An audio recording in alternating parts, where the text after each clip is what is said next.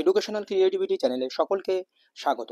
কলকাতা হাইকোর্টের single bench division বেঞ্চে education related মামলা, মাদ্রাসা, প্রাইমারি এবং আপার প্রাইমারি এসএসসির সমস্ত মামলার গতি পরিবর্তন হলো। কেন গতি পরিবর্তন হলো আমরা বিস্তারিত এই ভিডিওতে বলবো। মামলা কিভাবে এগোতে পারে পরবর্তী মামলাগুলো এবং কোন জজ কেমন সেটা আপনাদের বিস্তারিত এই ভিডিওতে বলবো। কারণ যারা প্রথম জানেন যে এই বিষয়টি, এই জজ কেমন, সেটা আপনাদেরকে এই ভিডিওতে বলতে শুরু করব। দেখুন, প্রথমত সিঙ্গেল বেঞ্চ এসএসসির ম্যাটার ও প্রাইমারির যে ম্যাটারগুলো যায় সিঙ্গেল বেঞ্চ এবং ডিভিশন বেঞ্চ কি কি পরিবর্তন হলো সেইগুলো এই ভিডিওতে আপনাদেরকে আমি বলবো। প্রথমেই দেখুন, honourable justice Tapabrata Chakraborty and honourable justice Partha Sarathi Chatterjee, এই যে বেঞ্চ, ডিভিশন বেঞ্চ গঠন হলো group 2 education matter, primary, SSC, madrasa, education related যত ধরনের, কলেজ থেকে শুরু করে এডুকেশন রিলেটেড যত ধরনের মামলা, সেই মামলাগুলো ডিভিশন বেঞ্চে শুনানি হবে। Justice Tapabrata Chakraborty and honourable justice Partha Sarathi Chatterjee, আপনারা জানেন যে জাস্টিস পার্থ সারথী চ্যাটার্জি আগে জাস্টিস তপব্রত চক্রবর্তীর সঙ্গে কিন্তু শুনানি করাতেন এডুকেশন অন্যান্য কিছু ম্যাটারগুলোতে। তো এখানে এই এডুকেশন ম্যাটারগুলোতে আপনারা জানেন যে জাস্টিস ঋতাব্রত স্যার ছিলেন,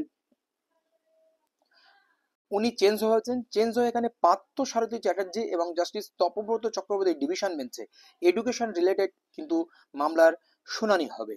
এরপরে আমরা আসি সিঙ্গেল বেঞ্চগুলোতে। সিঙ্গেল বেঞ্চ মাদ্রাসা, প্রাইমারি, এসএসসি কোথায় কোথায় শুনানি হবে সেগুলো আমরা দেখে নিই, কারণ এইগুলো দেখা খুবই প্রয়োজন।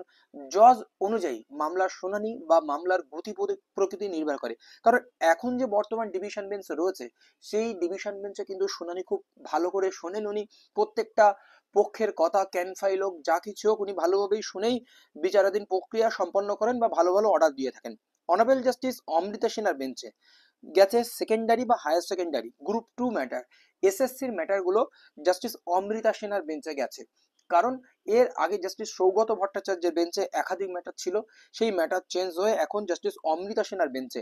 এবার দেখুন, জাস্টিস অমৃতা সিনহা ইনিও খুব ভালো একটি জজ, কারণ ইনি সবসময় বঞ্চিতদের পক্ষে রায় দিয়ে থাকেন। নিয়োগ প্রক্রিয়ার ক্ষেত্রে আমরা একাধিক রায় কিন্তু এমন ধরনের দেখেছি এর আগে। তো সেই জন্য বলবো, যারা বঞ্চিত ক্যান্ডিডেট তাদের জন্য খুবই ভালো হলো, কারণ তারা এখানে গেলে বিচার পাবে, এটা আমরা আশা রাখি। আর বড় বড় নির্দেশও উনি দিয়ে থাকেন, মানে বর্ষিয়ান বর্ষিয়ান নির্দেশ ওনাকে আমরা দিতে অতীতে দেখেছি।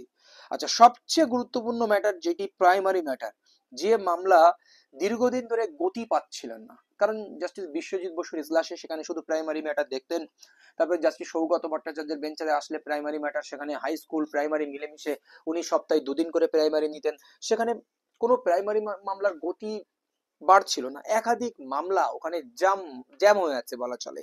তো এখনো পর্যন্ত জাস্টিস রাজশ্রী ভরদ্বাজের বেঞ্চে এখন আবার প্রাইমারি ম্যাটার ছিল, কিন্তু সেখানে প্রাইমারি ম্যাটারের যে নিয়োগ সংক্রান্ত যে বিষয়গুলো, প্রশ্নগুল মামলা হতে পারে, নিয়োগ সংক্রান্ত ম্যাটার হতে পারে, বা আরো অন্যান্য প্যানেল সংক্রান্ত ম্যাটার, একটাও ম্যাটার উনি নেন না। উনি শুধুমাত্র কন্টেম্প ম্যাটার, পুরনো মামলা, কন্টেম্প ম্যাটার, পেনশন, ট্রান্সফার, এইগুলো ছাড়া উনি নেনই না।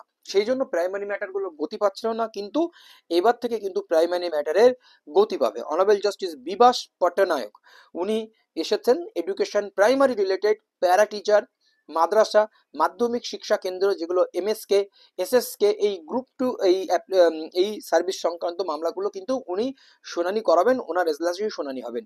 তো উনিও খুব ভালো একজন বিচারপতি। ইনি কিন্তু আগে বিভিন্ন পৌরসভার মামলাগুলো নিতেন, আরো অন্যান্য মামলা নিতেন, ক্রিমিনাল কিছু মামলা নিতেন। তো আপনারা জানেন যে জাস্টিস অমৃতা সিনহা এসিডিআরই পাওয়ার বিভিন্ন মামলাগুলো নিতেন। আর জাস্টিস তপব্রত চক্রবর্তী বা যে পার্থ সারথী স্যার এসছেন, ওনারা এডুকেশন রিলেটেড ম্যাটার খুবই অভিজ্ঞ রয়েছেন। ওনারা ডিভিশন বেঞ্চে এর আগেও বনসহায়ক দপ্তরের মামলা, আপার প্রাইমারি মামলা ওনারা কিন্তু সমাধান করেছেন। এই হচ্ছে গুরুত্বপূর্ণ আপডেট। ধন্যবাদ।